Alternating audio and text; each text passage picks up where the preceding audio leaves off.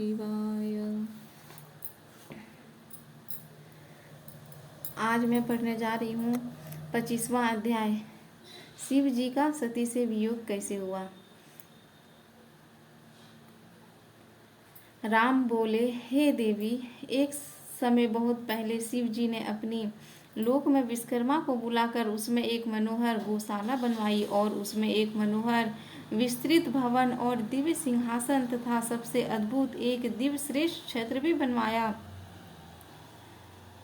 फिर इंद्रादिक सब देवता शास्त्रों पुत्री सहित ब्रह्मा मुनियों देवियों और अप्सराओं को बुलवाकर अनेक वस्तुओं का भी संग्रह करवाया।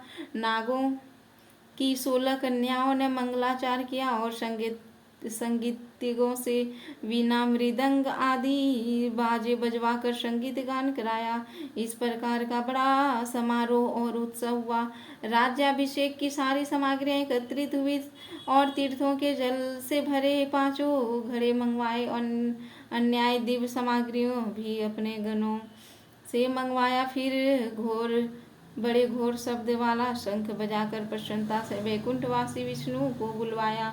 फिर एक उत्तम मुहूर्त देखकर भक्ति से पूर्ण शिव जी ने विष्णु जी को उस श्रेष्ठ सिंहासन पर बिठाकर बहुत अलंकार पहनाए और कौतुक तथा मंगल करके उनके सिर पर मुकुट बांधकर उनका अभिषेक किया, उन्हें अपना अखंड ऐश्वर्य दिया। फिर उन स्वतंत्र भगवान शंकर ने बड़ी स्तुति की। जगतकर्ता ब्रह्मा से कहा, मेरी आज्ञा से अब सब देवता के साथ तुम भी इन्हें प्रणाम करो और वेद ने जैसे जैसे मेरा वर्णन किया है वैसे ही अब इसका वर्णन करो। ब्रह्मा से ऐसा कहकर भगवान शंकर ने भक्ति से प्रसन्न हो विष्णु जी को प्रणाम किया। उस समय ब्रह्मादि सभी देवताओं और मुनियों ने भी विष्णु जी की वंदना की। शिव जी ने विष्णु जी से अनेकों वरदान दिया, सभी लोकों का कर्ता भरता और संहारता बनाया, धर्म अर्थ कामना देने वाले और दुष्टों का शासन करता बनवाया, अपनी तीनों शक्तियां प्रदान की, त्रिभुवन में स्वतंत्र अनेकों लीलाएं करने वाला कहा, अपनी सारी माया दी, अनेकों अवतार लेकर संसार का पालक बनाया, अपने लोक को गोलोक नामक स्थान दिया और कहा, हे विष्णु, पृथ्वी पर आपके जितने भी अवतार होंगे मेरे भक्त आदर पूर्वक उनका दर्शन करेंगे। इस प्रकार विष्णु जी को अखंड ऐश्वर्य देकर अपने गणों सहित शंकर जी कैलाश को चले गए। उसी समय से भगवान विष्णु ने गोप वेश धारण किया, गोपों गोपियां और कौवों के स्वामी बने। इसी प्रकार श्री राम शिव जी की आज्ञा से उन्होंने 4 अवतार धारण किया। पहला में राम, अन्य में 3 भरत, लक्ष्मण और शत्रुघ्न। हे देवी, मैं पिता की आज्ञा से लक्ष्मण और सीता सहित वन में आया हूँ। देववश यहाँ आकर मैं दुखी हो गया, किसी राक्षस ने मेरी पत्नी को चुरा लिया है। भाई के साथ मैं वियोगी बना उन्हें इस वन में ढूंढ रहा हूँ। हे माता, आपका दर्शन पाकर मेरा कल्याण हुआ। यदि आपकी कृपा कही रही तो सर्वदा मंगल ही होगा। आपकी कृपा से मैं राक्षस को मार सीता को प्राप्त करूंगा। आज बड़े भाग्य से आप दोनों का दर्शन मुझे प्राप्त हुआ है। जिस पर दोनों की कृपा हो वह धन्य है। इस प्रकार बहुत कुछ कहकर सीता जी को प्रणाम कर श्री रामचंद्र जी वन में विचरने लगे। सीता जी ने उन्हें शिव भक्त जानकर बड़ी प्रशंसा की। फिर अपने किए हुए पश्चाताप करते हुए शिव जी के पास लौट आई। सीता जी को चिंता थी कि अब शिव जी के समीप जाकर मैं उन्हें क्या उत्तर दूंगी। ऐसा बारंबार विचार कर सीता जी पछताने लगी। फिर शिव जी के पास जाकर उन्हें हृदय से प्रणाम किया। शोक से व्याकुल होकर मुख की शोभा छीन हो गई थी।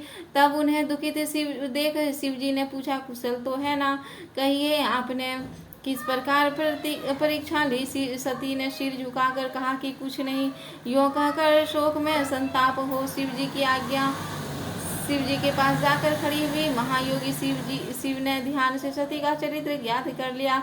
उन्हें बड़ा दुख हुआ। उन्होंने सोचा, अब मैं यदि सती को पूर्वतः स्नेह करूं तो मेरी शुद्ध प्रतिज्ञा भंग हो जाएगी। धर्म वेद के पालक है। शिव जी ने यह विचार कर सती को मन से त्याग दिया। फिर सती को कुछ न कहकर कैलाश की ओर बड़े। मार्ग में सबको और विशेषकर सती जी को सुनाने के लिए यह आकाशवाणी हुई कि हे परमेश्वर, हे महायोगी, आप धन है, आपके समान तीनों लोकों में ऐसा प्राण पालक कोई नहीं है। यह आकाशवाणी सुनते ही सती कांतिहीन हो गई। फिर उन्होंने शिव जी से पूछा, हे नाथ, आपने कौन सा प्रण किया है? हे परमेश्वर, मुझसे कहिए।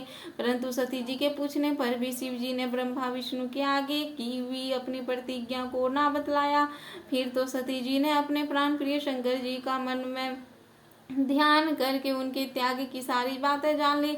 शिव जी द्वारा अपना त्याग समझकर मन में बड़ा दुख हुआ। वह शोक से व्याकुल होकर शीघ्र ही दीर्घ निश्वास लेने लगी। तब वह समझ गई कि शिव जी सती का मन बहलाने के लिए अनेकों कथाएं कहने लगे हैं। फिर कैलाश में पहुंचकर समाधि लगाकर अपने रूप का ध्यान करने लगे। सती भी उनके निकट ही खिन्न चित्त में बैठी रही। सती और शिव के इस चरित्र को किसी ने नहीं जाना। बहुत समय व्यतीत हो गया। जब शिव जी की ने समाधि खोली तो निकट जाकर सती ने शिव जी को प्रणाम किया और उदार बुद्धि शंकर जी ने उन्हें अपने सन्मुख आसन दिया और बहुत सी मनोहर कथाएं भी कहकर सती को विमुक्त किया। सती के हृदय में पहले जैसा सुख हो गया। परंतु शिव जी ने अपनी प्रतिज्ञा न छोड़ी। इस कथा से मूर्ख जन शिव सती का वियोग समझते हैं, परंतु वास्तव में उनका वियोग नहीं हुआ, क्योंकि जो कुछ होता है सब उनकी इच्छा से होता है। फिर वियोग कैसा? सती और शंकर का यह चरित्र कोई नहीं जान सका। इसी शिव महापुराण द्वितीय सती खंड का 25वां अध्याय समाप्त।